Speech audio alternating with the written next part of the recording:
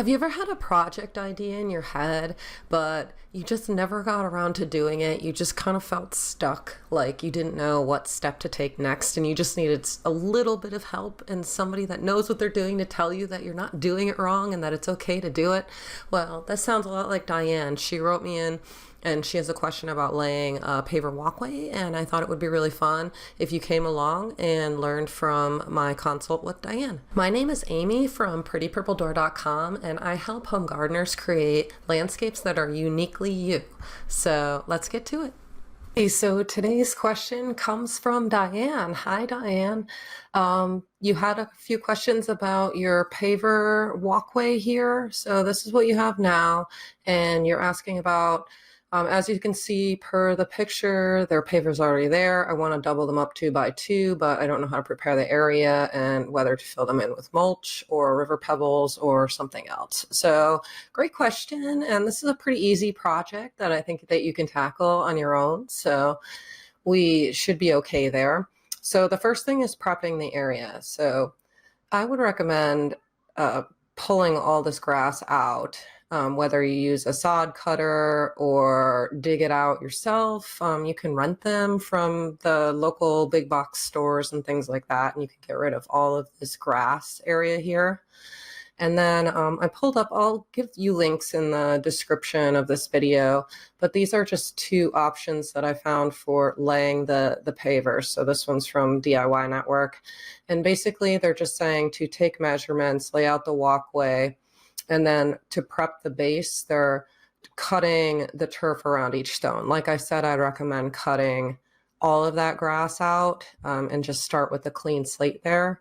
If the stones are very thick, you could actually just lay them down into the ground and they would be okay. But these pavers that it looks like the ones that you have, they wouldn't be thick enough. So you're gonna have to add a layer of, they're calling it crusher stone in this article, but it's really just like paver base, some people call it. It's crushed up stone, and you lay a layer of that. They're saying here 3 inches, and then set the stones on top of the 3 inches. Make sure it's level, and they're showing here how they're tamping all of that material down. So you could use one of these tampers or a 4x4 even, just something to like flatten. I've literally jumped on the ground to flatten it and walked over it. So if you don't have a tamper, that's okay. But these are pretty cheap to buy if you want to pick one up. And then you'll just lay on top of that. So that's the one option. Another option, I like to use the sand. So there's usually if you go to the big box store, you'll see a step 1, which is the paver base, the crusher stone. And then there's a step 2, which is a sand layer. So I like to do that. I would do 2 inches of the paver stone, tamp it down really good, and then lay about 1 inch of that sand. And what that's going to let you do is sort of adjust back and forth to make sure that your stones are set and they're all level. So you're just going to want to try something like that. Another option that I found that was actually kind of neat was the same prep work here. He's just establishing the grade. He's digging out the grass and everything like that. And then what he's doing is he's using the crusher stone, it looks like, and he's mixing it with water. So the stone dust, he's calling this stone dust. It's the same thing, crusher stone, stone dust, paver base, similar products. So he's mixing that with some water, and it's making a cake batter consistency, and putting about 2 inches down.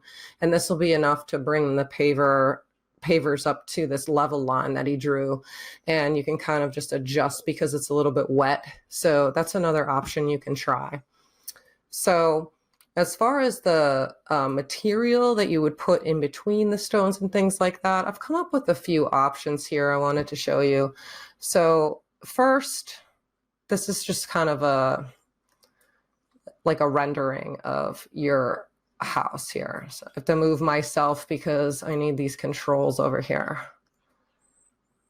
So what I did here was basically just lay the double stones down like you were saying you wanted to do. And I put in some edging. So the edging will be helpful to you to keep in whatever material that you decide to use. So right now it just kind of looks like a grass here, but this edging on the sides is what's going to hold whatever material you choose, whether it's mulch, whether it's pebbles, or whether it's something else. So a few options for you are, one, the mulch, which looks kind of like so. Oh, I did the wrong one. Hang on. Let me go back here. I got to grab the right piece here. We don't want the mulch everywhere, do we? Hang on. We're getting there. Okay. Switching it up. Okay. So that's kind of what a mulch would look like on your bed. So that's a good option. The only thing about mulch is that it does biodegrade into the ground. So it's not a permanent option unless you used like that rubber mulch, which I've heard kind of stinks a little bit. So I don't know. It's not a permanent option, but it's probably the cheapest option. Another option is definitely like the stone, like you were saying. So let's see if we found some pretty stone, like maybe something like the one I have selected here. So stone would be pretty. That's definitely something you could just sort of put the pebbles in between. These look a little bit too big for that, but maybe something more crushed like so. And then you can just fill in, and that'll be a bit more permanent. If you want to, before you put the stone down and the pavers, you can lay some landscape fabric, like that heavy duty stuff, to kind of keep the weeds back too. So that's an option.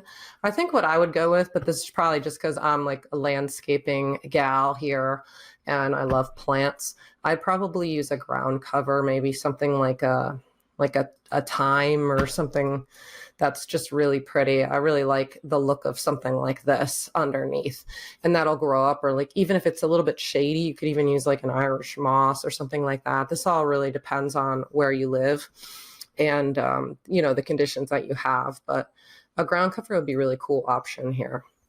So I thought while I was at it, I would do a little bit more experimenting with your area, since here's your picture here, and it really is so bland on either side. I thought a really cool idea would be to turn this area into a big garden bed. My thinking was, if this is a shady area, this will work great. Now, again, I don't really know. I'm just guessing at this point, but you would come in and you'd see this beautiful ground cover here, and then you'd have some plants along here. The plant I chose here it's called heuchera, or coral bells.